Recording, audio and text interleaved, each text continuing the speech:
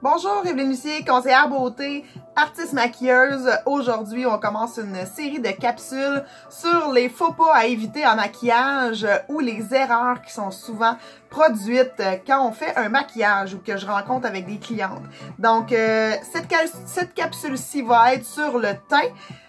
Restez à l'affût, il y en aura d'autres qui vont sortir très bientôt. Donc, si on commence, quelles sont les premières erreurs qui arrivent avec le teint? Donc, première chose, ça commence par notre soin du visage. En fait, souvent, on veut un beau maquillage et le maquillage est beau seulement si on a une bonne routine de soin du visage et que cette routine-là est adaptée à notre type de peau. Donc, une bonne exfoliation aussi 1 à 2 fois par semaine va aider à enlever la peau morte qu'on a sur notre visage pour empêcher le fond de teint de plucher un coup le maquillage appliqué. Donc, c'est super important de, premièrement, avoir une bonne routine de soins du visage adaptée à votre type de peau et vos besoins. Ensuite de ça, c'est la base. Donc, c'est de bien préparer notre peau au maquillage. Donc, toujours faire un maquillage sur une peau nettoyée, hydratée. Et c'est super important de mettre une base de fond de teint avant de commencer l'application du fond de teint. Pourquoi la base de fond de teint? Parce que tout simplement, elle va venir combler les imperfections que nous avons au visage. On appelle ça des bases lissantes. Donc, va venir faire un fini plus unifié à notre peau, à notre grain de peau. Diminuer les petites parts de peau un petit peu trop ouvertes ou apparentes, les cicatrices aussi, les ridules. Donc, on va aller faire une belle base avec une base lissante. Donc, première chose que je vais appliquer, donc je vais faire d'un côté les erreurs et de l'autre côté, je vais faire ce qu'on devrait faire en temps normal. Donc, première erreur à faire, c'est de ne pas préparer sa peau, donc ne pas appliquer de base de fond de teint d'un côté. Donc, ce côté-ci va être le côté erreur, le côté ici va être le côté pour nous avantager, pour faire ressortir la beauté naturelle, parce que c'est ça le maquillage aussi. C'est pas là pour nous déguiser. À part à l'Halloween, ça arrive, mais ça, j'ai d'autres capsules pour ça, le maquillage d'Halloween. Donc, c'est pas là pour nous déguiser, nous dénaturer, c'est vraiment là pour mettre notre beauté naturelle en lumière et nous avantager. Donc, ce côté-là va être plus beauté naturelle. Donc, je commence tout de suite avec une base lissante du côté à ma gauche, à moi. Et je l'applique avec une éponge humide. Donc, toujours du centre du visage. Et on lisse vers les côtés en forme de soleil. Donc, super important d'y aller toujours vers le bas. Parce que nous avons du duvet au visage. Donc, si nous allons vers le haut, on va retrousser le duvet. On va avoir l'air d'un kiwi, comme je dis souvent. Donc, première étape, j'ai appliqué ma base d'un côté, j'en ai pas de l'autre côté. L'autre erreur, c'est d'avoir le mauvais fond de teint. Donc, on a tout en tête une image d'une ma tante Gertrude avec un mastic orange, pas de la bonne teinte, qui a une grosse démarcation ici. Donc, l'autre erreur qui est souvent faite, c'est de vraiment pas appliquer le bon fond de teint. La bonne teinte ou de la bonne façon ou le mauvais fond de teint, trop foncé, trop pâle. Nommez-les, il y en a beaucoup d'erreurs à faire avec le fond de teint. Donc, première chose, le fond de teint doit être testé à la mâchoire ici. Donc, c'est vraiment là qu'on va tester si on a la bonne teinte de fond de teint.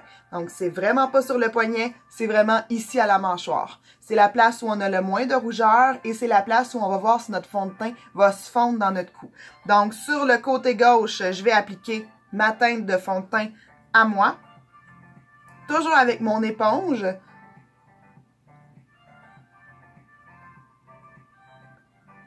Je l'applique en tapotant. Et vous allez voir, le fond de teint va se fondre à mon teint. Donc, c'est vraiment ça qui me dit que j'ai la bonne teinte et qu'on est sur la bonne voie. Et je l'applique, vous voyez, en tapotant vers le bas. Toujours.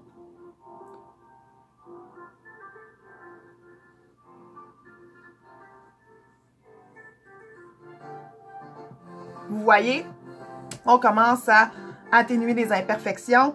De l'autre côté, c'est là que le fun commence. Je vais aller avec un fond de teint un peu plus foncé, parce que j'ai le goût d'être bronzée, mettons, et pas du tout la même sous-teinte, parce que les fonds de teint ont des sous-teintes.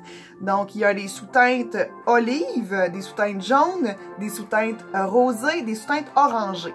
Donc là, je vais aller avec une... Moi, habituellement, je suis une sous-teinte olive, c'est ce que j'ai appliqué du côté gauche. Là, je vais aller avec une sous-teinte orangée. Vous allez voir, dans le tube, il n'y a pas une si grosse différence que ça quand on les compare un à côté de l'autre. Mais sur mon visage, vous allez voir.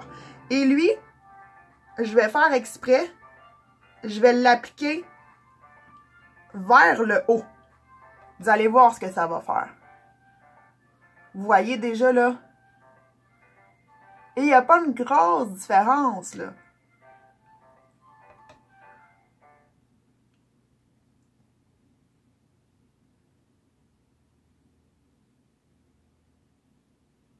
Donc, fond de teint, beaucoup trop foncé.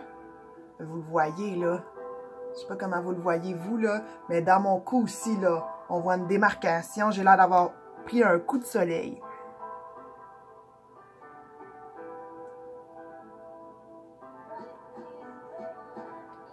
Donc, c'est pas immense comme différence, mais moi, je la vois.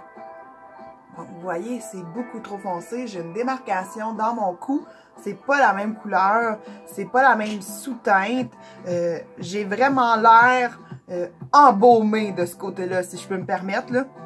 Vraiment. Ça fait pas naturel du tout. On voit, là, tout mon duvet est retroussé parce que je suis allée vers le haut. Les parts de peau sont beaucoup plus apparentes parce que on n'a pas appliqué de base de ce côté-là. Donc, voici l'erreur de fond de teint première. Donc, j'aurais pu aller plus foncé que ça, mais je me suis gardé une petite gêne. Ensuite de ça, l'autre erreur, c'est nos cernes. Donc, nous avons tous une teinte sous les yeux qui est par un paquet de raisons. Donc, un manque d'hydratation, un manque de sommeil, une mauvaise routine, une mauvaise routine de soins du visage peut avoir des impacts aussi.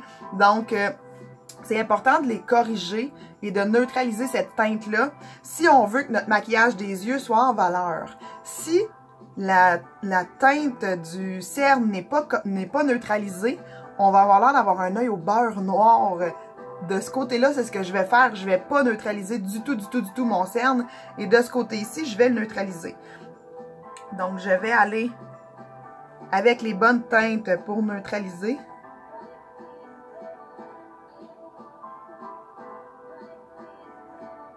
Donc, moi, j'ai un cerne un peu plus mauve.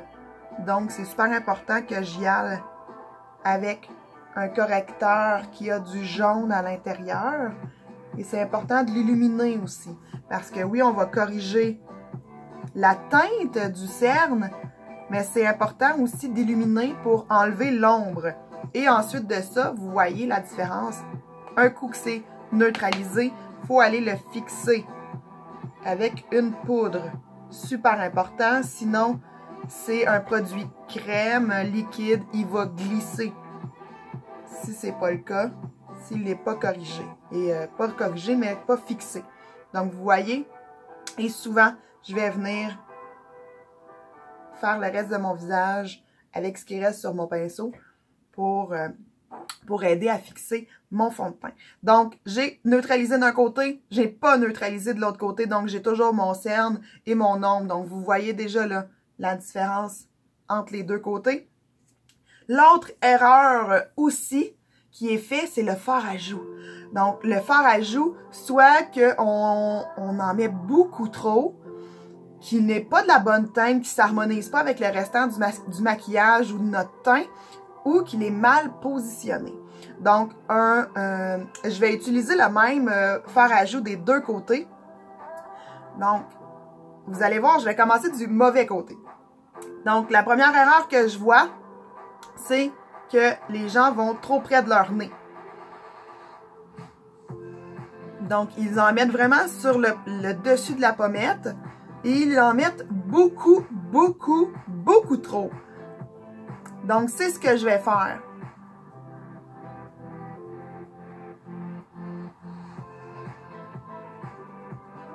Vous voyez? On le voit, là. On voit vraiment que j'ai un fard à joues ici. Et de l'autre côté, je vais le faire où il devrait aller. Donc, on devrait arrêter à peu près au centre de notre œil. Et vraiment sur la pommette, doucement, par parcimonie qu'on appelle. Doucement. Vous voyez la différence? Ça ne m'avantage pas du tout de commencer ici sur ma pointe. C'est ce qui est pour le fard à joues. Ensuite de ça, le fameux contouring. Donc, le contour, c'est pour structurer un visage, pour avantager nos traits. Mais on peut vraiment se dénaturer avec un contouring vraiment mal fait. Donc, je vais vous montrer où trop foncé. Donc, du côté des erreurs, je vais aller avec un contour beaucoup trop foncé. Et là, ça va paraître encore pire parce que le fard à joues n'est pas à bonne place. Donc, vous voyez. Je vais aller me créer encore plus une démarcation parce qu'il est encore ben trop foncé. Et là, je le place où il devrait être en temps normal pour ma forme de visage. Mais souvent, les personnes ne respectent pas leur forme de visage et mettent le contour un peu n'importe où.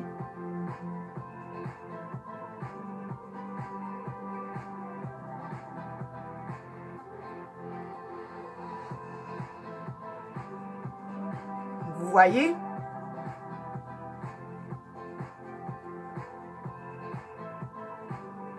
Beaucoup trop foncé d'un côté. Je vais essuyer mon pinceau pour faire mon autre. Et là, vous allez voir un contour qui est beaucoup plus adapté à mon visage. Donc, j'ai changé la teinte.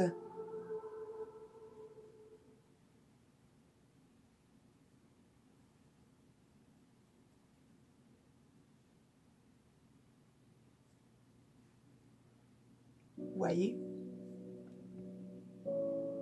Beaucoup trop foncé. Adapté. Et là, j'ai comme une... Ah, c'est un ombrage. Mais il est correct. Et ce qui peut aider aussi quand c'est pas fondu à votre goût, c'est aller avec un pinceau propre et aller refondre. Vous voyez? Ça change beaucoup. Donc, l'autre erreur que je vois souvent, c'est l'overdose d'illuminateur. Ouais. Il y en a qui se prennent pour des boules disco, je crois. Donc, l'illuminateur, c'est là pour accentuer les points saillants de notre visage, pour vraiment améliorer et mettre en valeur ce qui est déjà en place. Donc, l'illuminateur, on devrait le mettre ici sur l'arête du nez, un petit peu au-dessus de la lèvre pour mettre notre lèvre en valeur, la galbée, et un peu ici. L'erreur que je vois souvent, c'est qu'ils en mettent sur le bout du nez, ils continuent et ils vont jusqu'au bout du nez. Faut savoir là, que mettre des illuminateurs va accentuer où on va l'appliquer. Donc, si on en met au bout du nez, automatiquement, ça va mettre l'emphase sur le nez et ça va faire en sorte de l'allonger. Donc, si je vais commencer du côté normal, donc je le mets juste au-dessus du fard à joues. Si vous touchez avec votre doigt, vous allez vraiment sentir votre os. C'est ça qu'on veut accentuer. L'autre point, au-dessus de la lèvre, doucement, et sur l'arête de mon nez. Tout simplement.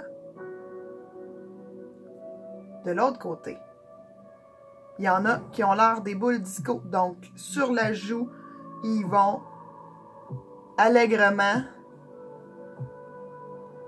y en mettre sur le bout du nez, y en mettre dans le front. Ils aiment ça l'illuminateur. Ils aiment beaucoup ça. ils en mettent. Voilà. Donc, je sais pas si vous voyez, mais j'ai vraiment pas un fini naturel de ce côté-là. Donc, c'est ce qui était pour l'illuminateur, d'y aller avec parcimonie. Toujours plus facile d'en ajouter que d'en enlever. Hein? Donc, on y va doucement. Et la dernière erreur, c'est de fixer notre teint. Donc, on devrait toujours fixer soit avec une poudre translucide ou avec un fixateur à maquillage. Donc, super important. Donc, on se met à peu près à 30 cm. On laisse sécher et ça va permettre à notre teint de rester en place toute la journée.